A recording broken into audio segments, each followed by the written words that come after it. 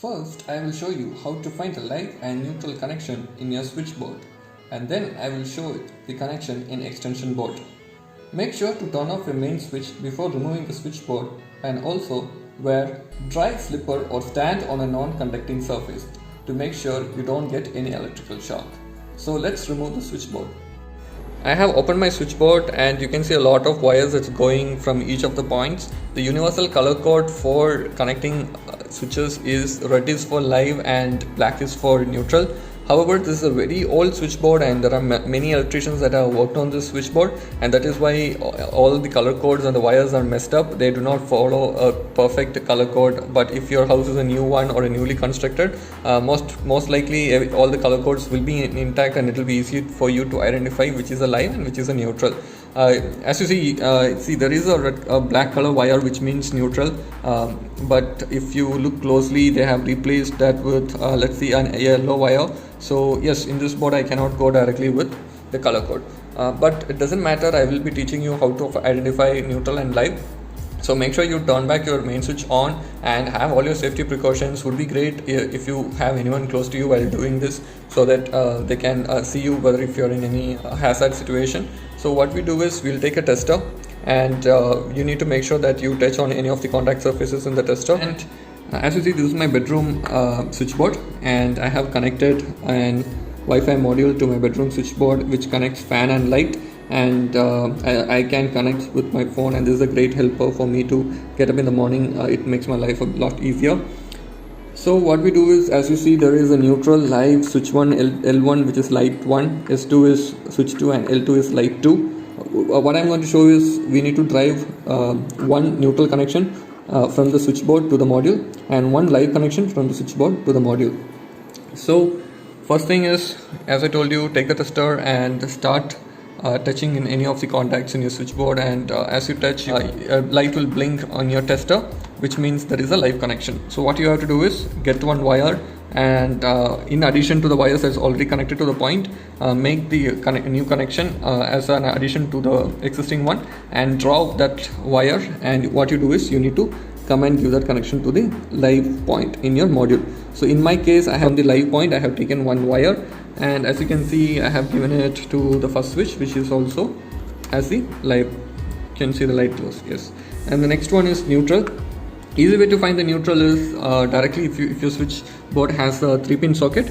In out of the 3, in the bottom 2, one over here and the one over here, one is live and one is neutral. That is how the 3-pin socket works. So using a tester, touch each module. So this one glows, that means this is a live one. So we don't want that. We already found a live one near the switches which we want to control, and as you see, I touch this one, but there is no light. That means this is the neutral connection.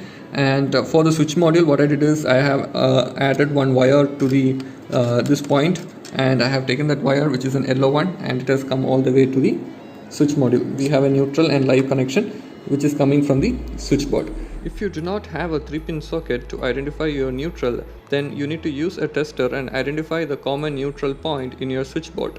Then from that common point, take a connection and you can give it to the Wi-Fi module's neutral section, and that will complete the neutral connection. Also, there are multiple videos in YouTube that gives you in-depth explanation on how to find live and neutral. You can take reference of that. Even if you need additional support, you can always contact the seller of the module, and they'll be able to provide you complete guidance on how to set up the module from start to end. The contact number is provided in this video's description and also available in Amazon product page and the brand website. And I will explain you how to connect switch 1 light 1, switch 2 light 2 in the extension board, because it will be easier for you to follow, because that will not have all these wires causing a lot of confusion, and you will be able to follow the same method in your switchboard, and it will be easier for you to understand. So before we look inside the extension board, one thing I want all of you to remember is that in the switches off state, this is the off state and this is the on state, all the live connection will be always given on the top points in the panel. For example, this is the off state, and if I remove it, and if we see the backside panel, and this is the portion, the top portions panel. Behind the panel you will see these 2 points is the off state. But always remember the live connection will be given in these points. For example, this is the wire that is coming from the 3-pin socket from my wall panel, and you can see that there are 3 wires. This is an earth wire, I'm not connecting it for tutorial purpose. This is the black wire, as you can see it is painted black, and this is the red, that means this is a live. So the live wire is connected to the top end of the switches, and when you check the phase using a tester, you will notice that when you check the point, you will get the light blinking, that means live connection is going on. And from the bottom portion of the switch, you need to connect to any one of the 3-pin ports, and as you can see from the switch 1, the bottom point is getting connected to the 3-pin port number 1 in the extension board. So to close the circuit, you need to finish up with the neutral connection, and you can see that from another point in the 3-pin port, we are taking a neutral connection and connecting it back to the extension board's external wire. So this is a closed switch. Now what we are going to do is we will connect the module to these points. So I have the module with me, and as the color code the neutral connection is given the black wire. I have not connected, and the black wire is connected to the neutral section, and the red is connected to the live. So first what we will do is we will connect the live and neutral into the switch panel. So we'll make that connection first, and later we will connect S1 and L1. So as you know that in the switch panel, this is the portion we have a live connection. So I'm gonna connect the red color wire from our module to a live section in our switch panel.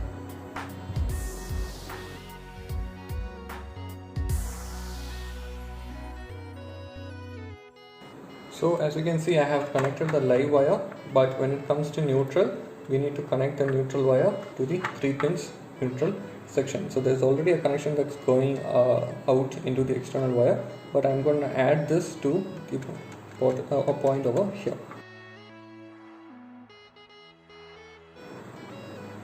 I have connected the black wire, which is a neutral wire, from the Wi-Fi switch module to the one of the 3-pin section where we have a neutral wire that's already going. So we have 2 wires basically in that port. One is to the wire and one is to the module. So we have neutral and live connected, and now we can connect the switch 1. So basically what we are going to do is, it's very simple. So there will be already a wire that will be running from your switch to the 3-pin.